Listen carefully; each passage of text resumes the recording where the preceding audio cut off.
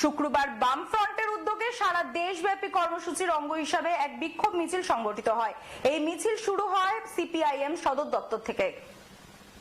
একদলীয় স্বৈর শাসন কায়েমের লক্ষ্যে বিরোধী দলের সাংসদদের সংসদ থেকে বহিষ্কার করে সংসদীয় ব্যবস্থাকে ধ্বংস করার চক্রান্তের বিরুদ্ধে শুক্রবার বামফ্রন্টের উদ্যোগে সারা দেশব্যাপী কর্মসূচির অঙ্গ হিসেবে এক বিক্ষোভ মিছিল সংগঠিত হয়। মিছিলটি সিপিআইএম এর সদর দপ্তর থেকে বের হয়ে আগরতলা শহরে বিভিন্ন পথ পরিক্রমা করে ওরিয়েন্ট চৌমুহনীতে এক বিক্ষোভ সমাবেশে মিলিত হয়। মিছিলে উপস্থিত ছিলেন প্রাক্তন মুখ্যমন্ত্রী তথা পলিট ব্যুরো সদস্য মানিক সরকার, সিপিআইএম রাজ্য সম্পাদক জিতেন্দ্র চৌধুরী থেকে শুরু করে সকল বামপন্থী নেতৃত্বরা।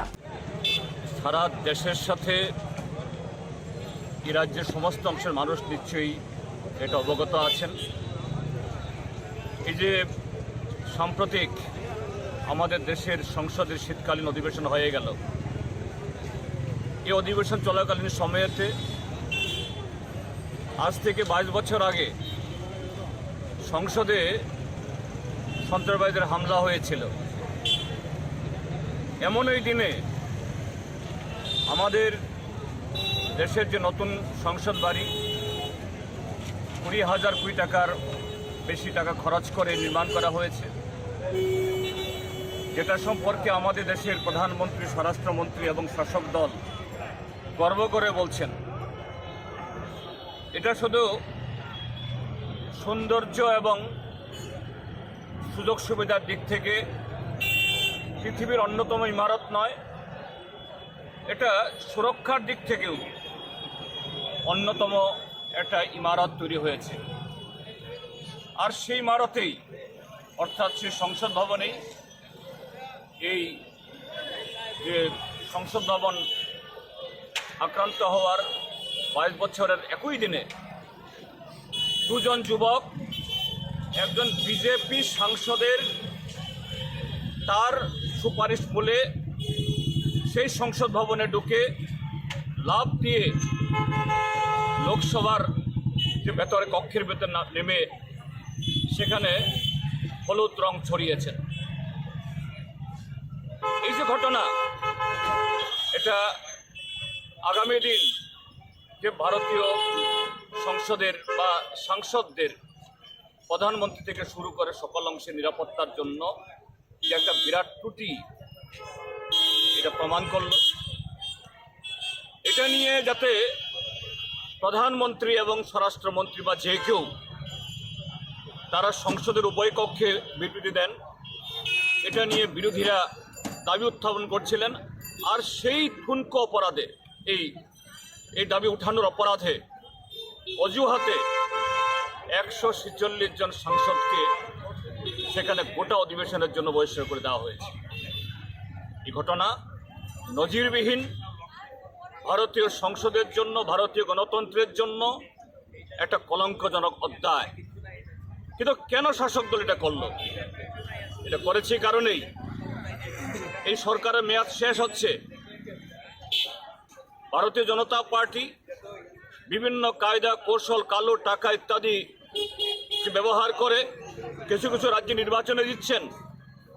কিন্তু জনমনের যে মূল প্রশ্ন, বেকারি, দ্রব্যমূল্য বৃদ্ধি, কৃষকদের আত্মহত্যা, ধনী গরিবের মধ্যে বৈষম্য, এটা গত 10 বছরে আরও বেশি চওড়া হয়েছে। বিরোধীরা সেই প্রশ্ন তুলবেন, কাজেই সেই মুখ বন্ধ করার জন্য এইভাবে একটা অজুহাতকে ভিত্তি করে, হাতিয়ার করে এই ঘটনাটা সেখানে ঘটালো। তার বিরুদ্ধে 28টি রাজনৈতিক দলের যে একটা ব্লক তৈরি হয়েছে, তারা আজকে সারা দেশে প্রতিবাদ আন্দোলন সংগঠিত করছেন। আমরা বামফ্রন্টের 4টি দল এবং সিপিআইএমএল 5টি রাজনৈতিক এই বামপন্থী দল আজকে এটা সংগঠিত করেছি। আমরা আহ্বান জানিয়েছিলাম এবং এই অন্য দলের তরফ থেকে আমাদের সাথে যোগাযোগ করা হয়েছিল, বিশেষ করে জাতীয় কংগ্রেস। তারা অনুরোধ করেছিলেন যে বিকালবেলা আজকে একসাথে এই কর্মসূচি করার জন্য, কিন্তু বিকালবেলা আমাদের পার্টি রাজ্য কমিটির সভা আরও 2 সপ্তাহ আগে থেকে ডাকা আছে। এই কারণে আমাদের এই প্রোগ্রামটা আমরা পিছুতে পারিনি। আর কংগ্রেসের তরফ থেকেও তাদের একজন সর্বভারতীয় নেতা আজকে বিকালবেলা আসছেন, কাজে তাকে বাদ দিয়ে তারা করতে চাইছেন না, তো তারাও করবেন। কাজে এই আন্দোলন থেকে আমরা এই রাজ্যের সমস্ত গণতান্ত্রিক এবং ধর্মনিরপেক্ষ দলকে আবেদন করতে চাই, আগামী দিন দেশের এই সংকটে শাসক দল ক্রমশ আগামী লোকসভা নির্বাচন যত ঘনিয়ে আসছে তত বেশি স্বৈরাচারী একদলীয় এবং একনায়কতান্ত্রিকতা চালাচ্ছে, এর বিরুদ্ধে ঐক্যবদ্ধ হতে হবে, রাস্তায় নেমে আমাদের এদের প্রতিরোধ করতে হবে। এটাই আজকের এই কর্মসূচি থেকে আমাদের আহ্বান। আমরা আজকে একটি সম্পূর্ণ রাজনৈতিক বিষয়ের উপরে এই বিক্ষোভ মিছিল আহ্বান করেছি। আমাদের এই বিক্ষোভ মিছিলের মূল উদ্দেশ্য হচ্ছে ভারতবর্ষের সংসদীয় গণতন্ত্র থাকবে কি থাকবে না, এই প্রশ্ন আজকে দেশবাসীর সামনে উপস্থিত হয়েছে। ব্রিটিশ সাম্রাজ্যবাদের বিরুদ্ধে দীর্ঘ লড়াই সংগ্রামের পরে আমরা যে সংবিধান পেয়েছি, যেই সংসদ চলছে, অসংখ্য সীমাবদ্ধতা সত্ত্বেও এই সংসদ আপনাদের জনগণের প্রতিনিধিত্ব করছে এবং জনগণের বক্তব্য বিভিন্ন সময়েতে বিরোধীদের মুখ থেকে এই সংসদে উঠে আসছে। কিন্তু আস্তে আস্তে এই সংসদ ধ্বংসের পথে পরিণত করেছে বিজেপি দল এবং তার নেতৃত্বে সরকার। নরেন্দ্র মোদীজি উনি প্রধানমন্ত্রী হওয়ার পরে আমাদের দেশের এই সংসদের অবমাননা তীব্র আকার ধারণ করেছে।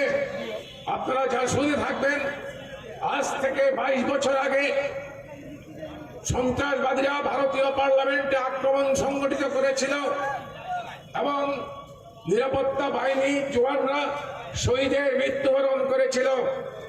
তার ঠিক 22 বছর পূর্তির দিন গত 13ই ডিসেম্বর 2023 ভারতীয় সংসদের মধ্যে আবারও একটি ঘটনা ঘটেছে।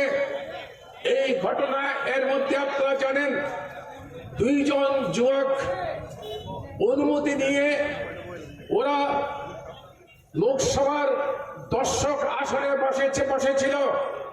দর্শক আসন থেকে ঝাঁপিয়ে পড়ে